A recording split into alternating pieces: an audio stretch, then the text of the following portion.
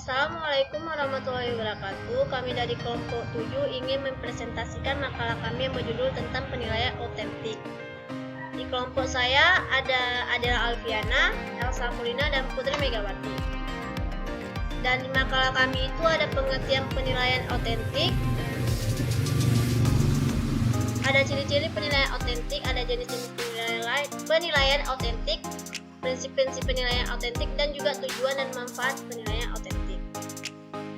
Dan langsung aja, yang pertama itu ada pengertian penilaian otentik. Jadi pengertian otentik itu berasal dari keadaan yang sebenarnya, yaitu kemampuan atau keterampilan yang dimiliki oleh peserta didik.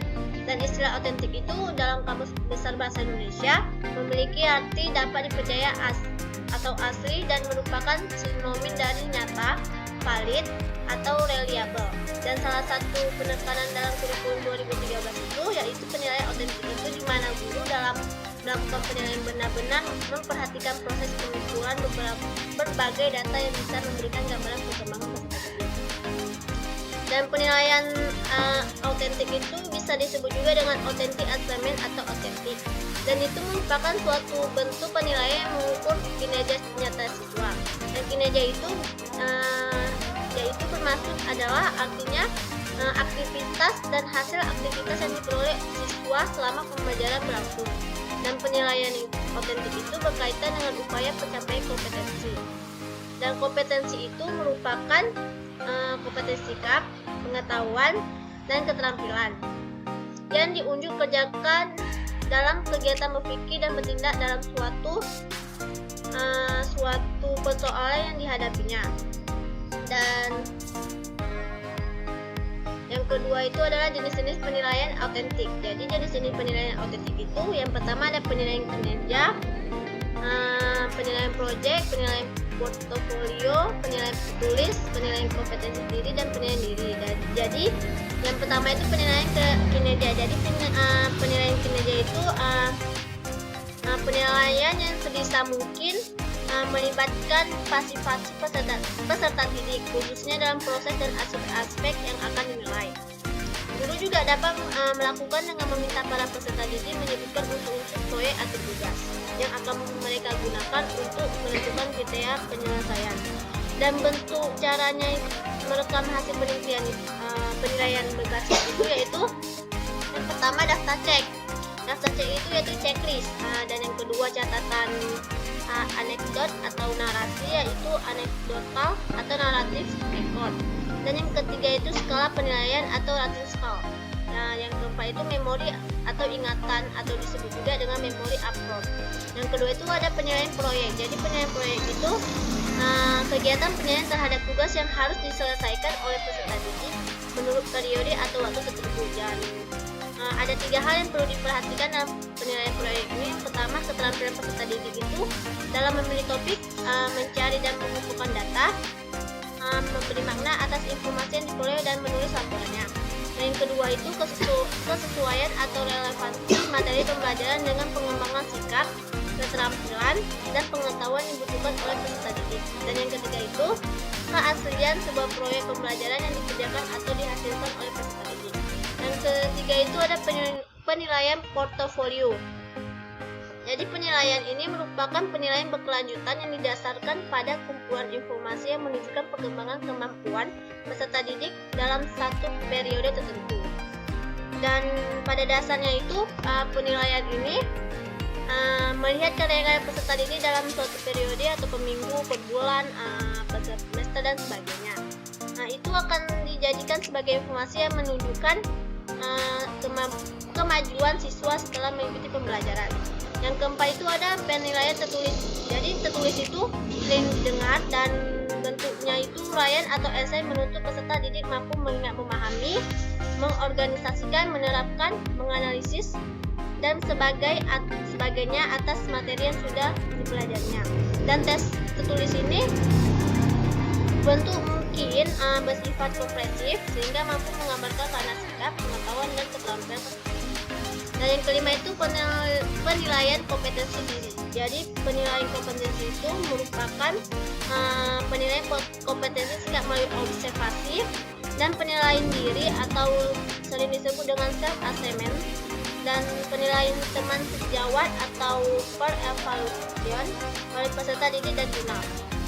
Dan yang keenam itu penilaian diri. Jadi penilaian diri itu merupakan teknik penilaian dengan cara meminta peserta didik untuk mengumpulkan kelebihan dan kekurangan dirinya dalam konteks pencapaian kompetensi, dan instrumen yang digunakan itu berupa lembar penilaian diri, dan penggunaan teknik ini dapat memberi dampak positif terhadap perkembangan kepribadian seseorang. Sekian dari presentasi saya, akan dilanjutkan dengan teman saya. Selanjutnya, ciri-ciri penilaian autentik. Nah, penilaian hasil peserta didik merupakan sesuatu yang sangat penting dan strategis dalam kegiatan belajar mengajar. Penilaian tersebut harus dilakukan secara berkesinambungan atau berkelanjutan untuk memantau proses dan kemajuan peserta didik serta untuk meningkatkan efektivitas pembelajaran. Dengan penilaian hasil belajar yang baik, maka akan memberikan informasi yang bermanfaat dalam perbaikan kualitas proses belajar mengajar. Adapun ciri-ciri penilaian autentik adalah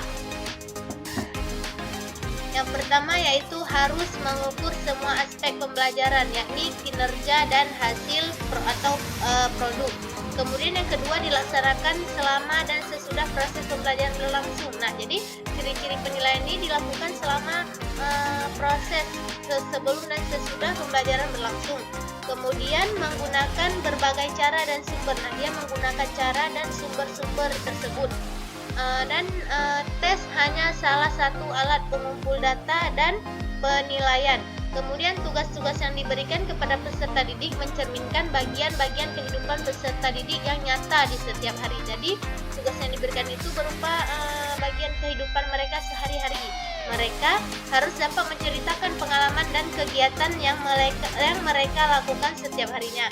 Dan yang terakhir yaitu penilaian harus menekankan ke dalam pengetahuan dan keahlian peserta didik, bukan keluasannya.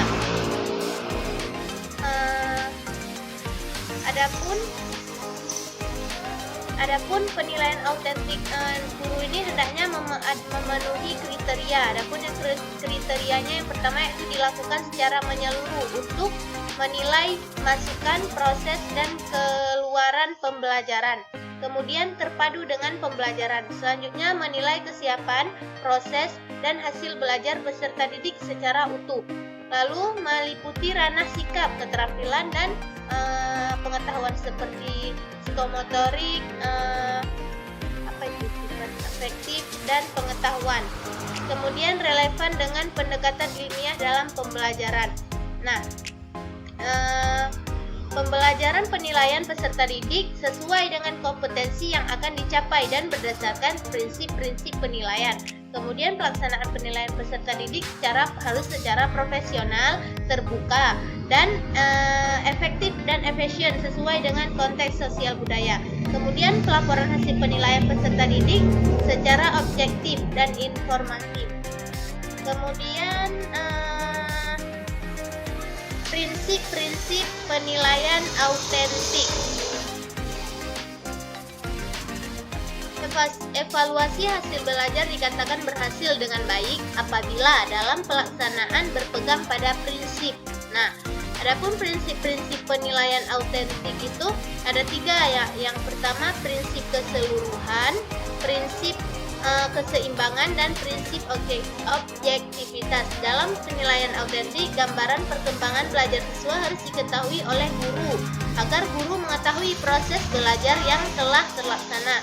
Sebab apabila ada data yang dikumpulkan, guru harus mengidentifikasikan bahwa siswa mengalami kemacetan belajar. Maka guru harus bisa mengambil tindakan yang tepat terhadap prinsip-prinsip yang berlaku. Kemudian prinsip-prinsip penilaian autentik yang pertama yaitu objektif. Nah, objektif ini adalah penilaian berbasis pada standar dan tidak dipengaruhi oleh faktor subjektivitas penilai. Kemudian terpadu. Terpadu ini berarti penilaian oleh pendidik dilakukan secara terencana, menyatu dengan kegiatan pembelajaran dan berkesinambungan. Lalu ekonomis. Ekonomis berarti penilaian yang efisien dan efektif dalam perencanaan, pelaksanaan, dan pelaporan. Kemudian transparan, berarti prosedur penilaian, kriteria penilaian, dan dasar pengambilan keputusan dapat diakses oleh semua pihak. Dan yang akuntabel berarti penilaian dapat dipertanggungjawabkan. Jadi penilaian ini dapat dipertanggungjawabkan kepada pihak internal sekolah maupun eksternal untuk aspek teknik, prosedur, dan hasilnya. Kemudian yang terakhir yaitu edukatif, berarti mendidik atau memotivasi peserta didik dan guru. Yang E, tujuan dan manfaat penilaian autentik. Menurut Diana Hart, menyatakan beberapa kelebihan dari penilaian autentik diantaranya sebagai berikut. Yang pertama yaitu siswa berperan aktif dalam proses penilaian. Pada fase ini mampu menolong siswa untuk mengurangi rasa cemas yang dapat mengganggu pikiran dan juga harga dirinya.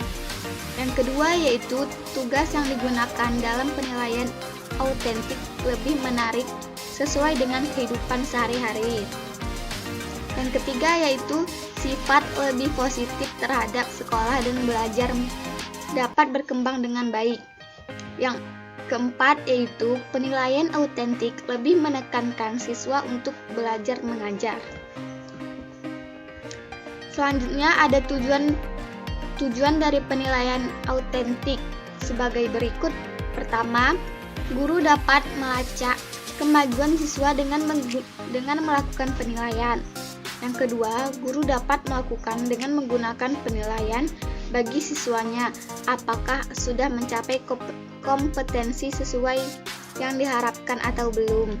Yang ketiga, guru dapat mendeteksi apa yang belum dikuasai siswa, sehingga guru dapat mengambil tindakan tertentu yang sesuai dengan kondisi untuk mencapai kompetensi yang bisa dicapai siswa. Siswa memperbaiki teknik, taktik, gaya, metode, maupun strategi. Yang keempat yaitu hasil penilaian dapat digunakan sebagai dasar bagi guru dalam memberikan umpan balik kepada siswa untuk perbaikan siswa, yaitu sebagai bahan acuan untuk perbaikan hasil belajar siswa. Baik, cukup sekian hasil dari presentasi kami. Apabila ada salah, kami mohon maaf. Assalamualaikum warahmatullahi wabarakatuh.